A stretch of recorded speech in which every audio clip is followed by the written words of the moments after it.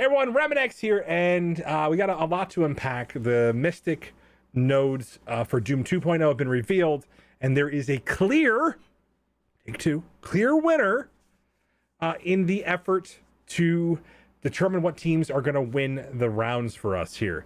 And so we're going to talk about one of the basics. It's going to feel bad, I get it, but I think if you're trying to push past 2.1 without the new warriors, you're feeling those pains already.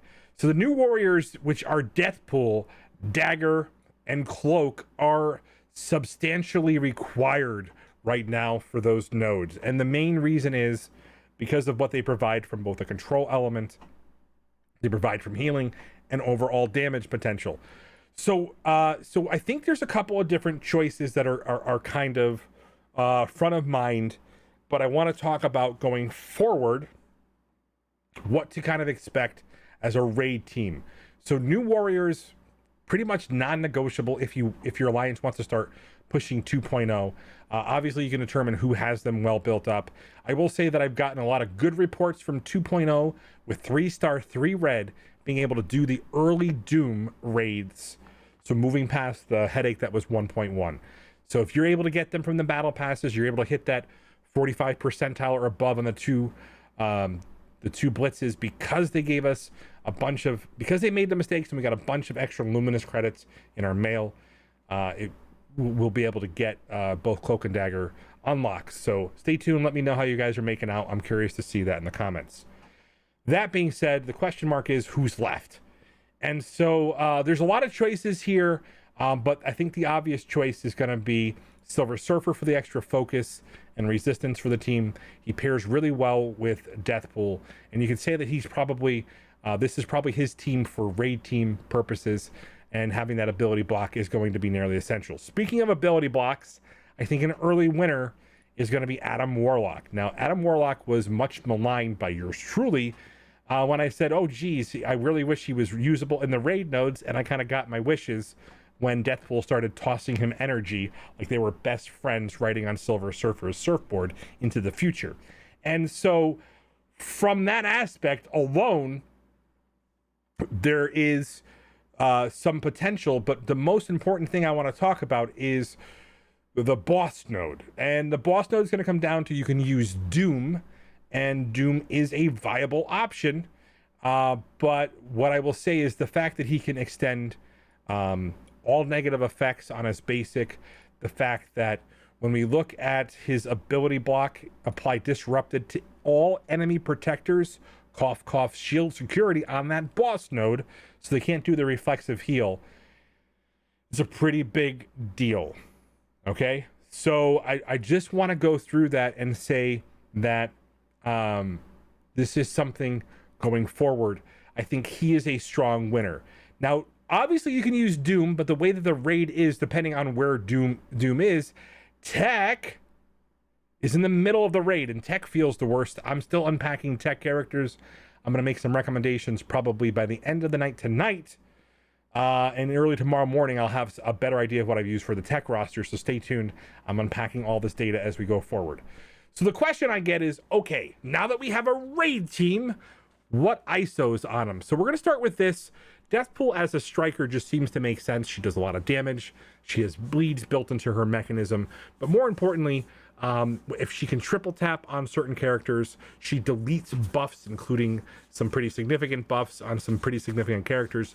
She's probably my favorite character who's come to the game. I think her story is excellent. I really enjoy Deathpool. I'm glad they fixed her. They made a lot of fixes to make her the way that we expected her to be on launch. She wasn't. Whether or not they matched our expectations and her full functionality, I think that I'm very happy with where she ended up, and I have a lot of confidence that as her as a striker is the right answer. That being said, I prefer Dagger as a raider. Now the reason why I do that is she's pretty significant power. Now that doesn't mean that striker skirmisher combo with her and Cloak isn't an option.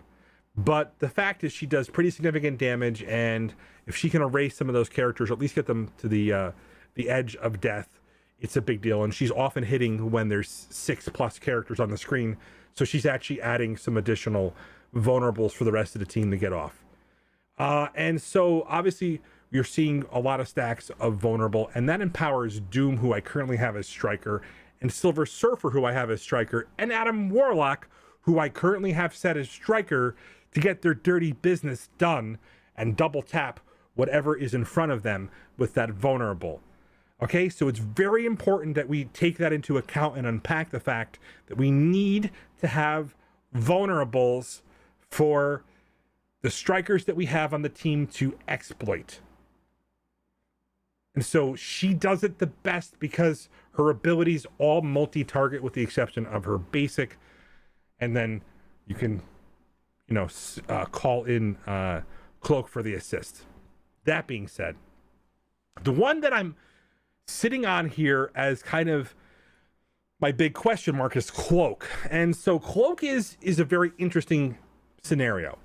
A lot of people say, well, you should put him adjacent to Dagger for offense up to give him additional evade so he doesn't get the ability block in the raid. And so, I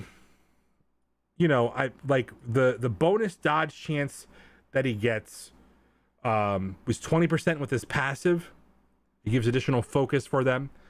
So looking at his focus, and I'll make this, he's got 20k focus. And so as a skirmisher, he has the best chance to land debuffs, especially when you're using like Silver Surfer and the like here. And so what I want to say is Cloak has to land these debuffs. And when I'm looking at 2.3, I'm concerned about 45% resistances, knowing how little the debuffs that we were applying were happening in the 4.3 Greek raids.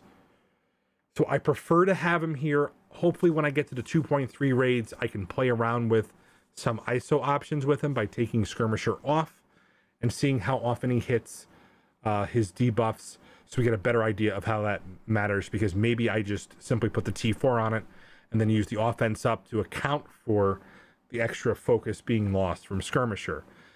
That being said, he would probably be a raider to apply multiple effects. I just don't feel good about it right now because of the fact that he has to land these debuffs, and anytime I've had a character that has to land debuffs, Skirmisher is the most essential ISO on him. And you can see I haven't done T4s on him, and I haven't needed them yet. And so that's kind of the big difference maker here is, does he need the additional T4s? So maybe I will probably say the extra slow defense down, and this will become something that I'm utilizing. But I'm trying to just solidify the T4 choices on this team, because I think that Dagger requires the most to really get her to the point where she's spinning up the team. Dagger really enables a death pool to get off and get her damage off and do tons of damage throughout the raid. So this is what I've been leaning towards. It seems to work the best. I haven't had many characters survive long enough after Dagger does her ult. Okay? I haven't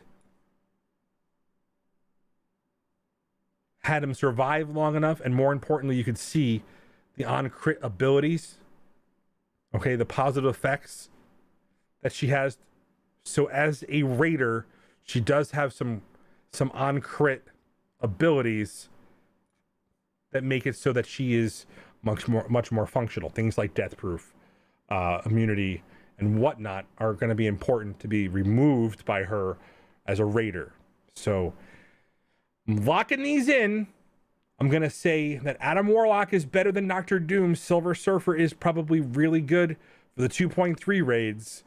And the fact that is, if you've got a big enough Surfer, he's healing between the turns. And more importantly, Dr. Doom may become a different choice depending on where you're using him in the raids, if you've got Mystic in front of your tech and the like here. So just stay tuned, because Dr. Doom may get an upgrade. We may be changing his ISOs in the future. So just stay tuned as we get some more information on this team. But I feel like new warriors are essential. They definitely feel like they are built as the raid team of the future. And so for a Mystic, I think we've locked in our choices here. but I do things so you don't have to. And 2.3 is on the horizon. I'm bringing these characters up gradually at just to 85. So we'll stay tuned and see that as we go forward.